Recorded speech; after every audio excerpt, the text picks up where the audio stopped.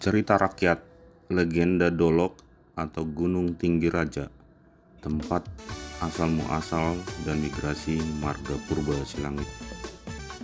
Di Simalungun, Kecamatan Silau Kahian, terdapat sebuah gunung yang bernama Gunung Tinggi Raja. Di sekitar Gunung Tinggi Raja, terhampar hutan lebat dan pemandangan alam yang indah, penuh dengan tumbuhan dan bunga. Menurut cerita, pada zaman dahulu kala, kawasan tempat berdirinya Gunung Tinggi Raja adalah suatu kerajaan kecil yang dipimpin oleh Raja Purba Silangit. Dari permaisuri dan selir-selirnya, Raja Purba Silangit memperoleh beberapa orang puteri cantik. Salah seorang di antaranya iaitu puteri dari sang permaisuri, luar biasa cantik parasnya. Oleh kerana itu, puteri itu sangat disayangi oleh Raja Purba Silangit dan permaisurinya. Pada suatu masa, tibalah saatnya untuk menyelenggarakan upacara memanen padi di ladang kepunyaan Raja Purba Silangit. Raja dan permaisuri beserta selirnya, disertai oleh puteri-puteri mereka, bersama penduduk kerajaan ikut di dalam upacara memanen padi.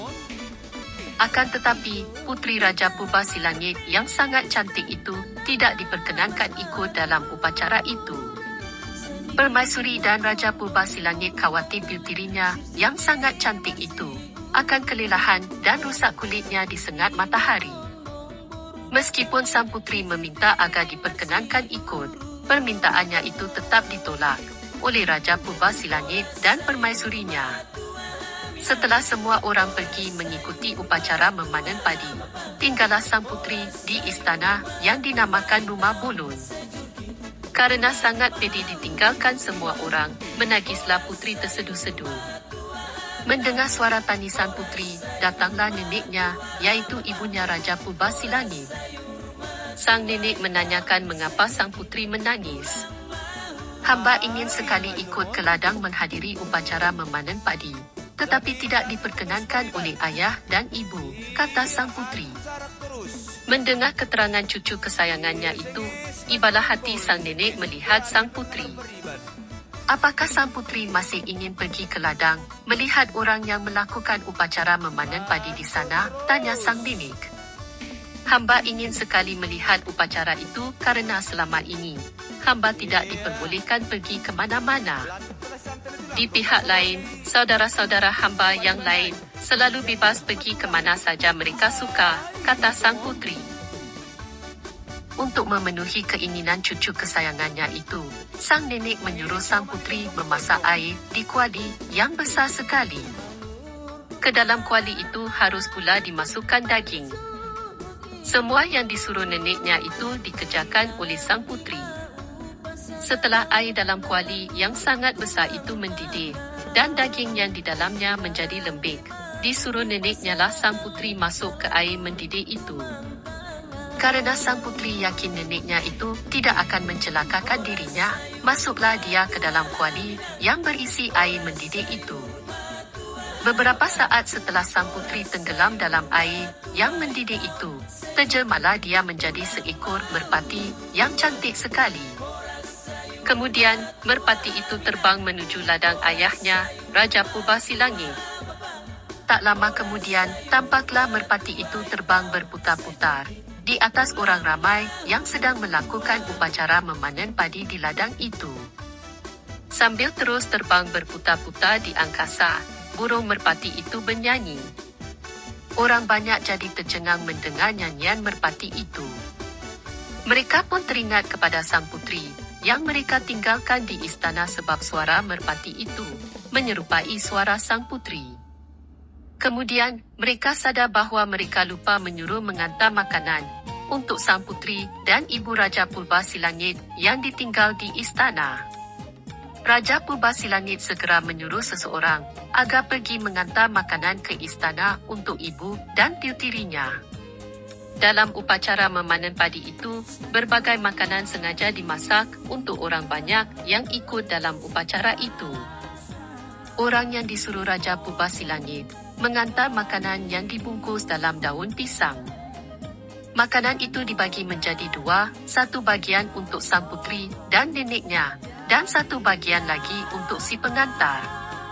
Di tengah perjalanan karena terburu-buru, ternyata makanan bagian putri terjatuh, sehingga yang sampai ke istana adalah bagian si pengantar yang dikira sama dengan bagian sang putri. Ternyata makanan tersebut tidak sesuai dengan yang seharusnya.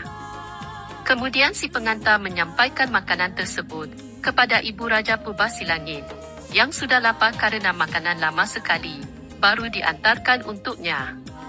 Ketika Ibu Raja Purbasilangit mengetahui bahwa makanan yang diberikan kepadanya adalah ceka dan tulangan, di mana seharusnya daging yang empuk dan hati empelah ayam, maka perasaannya tersinggung dan dia jadi murka sekali. Oleh karena itu, pergilah dia menangkap seekor kucing. Kemudian, kepala kucing itu diikatnya dengan kain pengikat kepala yang biasa dipakai oleh perempuan kalau melakukan tarian adat.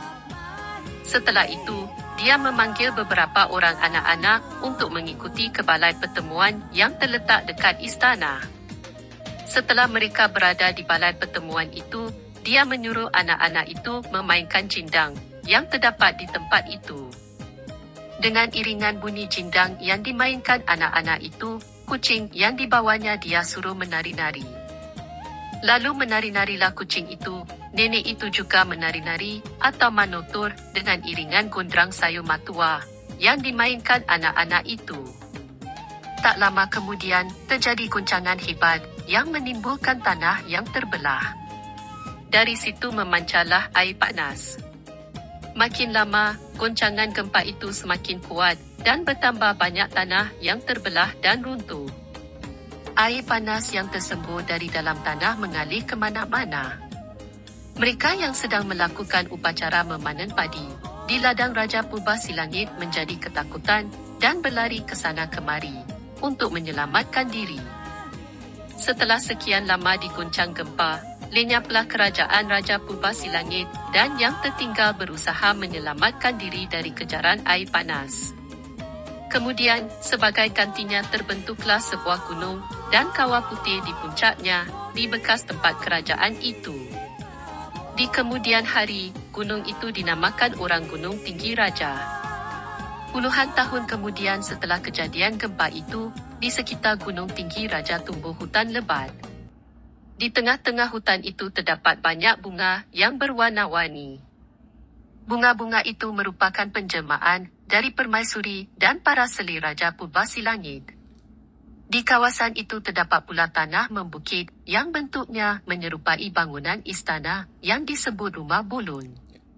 Selain itu, terdapat pula unggukan tanah yang bentuknya menyerupai lesung besar yang pada zaman dahulu terdapat di kerajaan Raja Purbasilangit. Kawah Putih Tinggi Raja ini merupakan tempat asal marga Purbasilangit sebelum menyebar ke berbagai penjuru di Simalungun.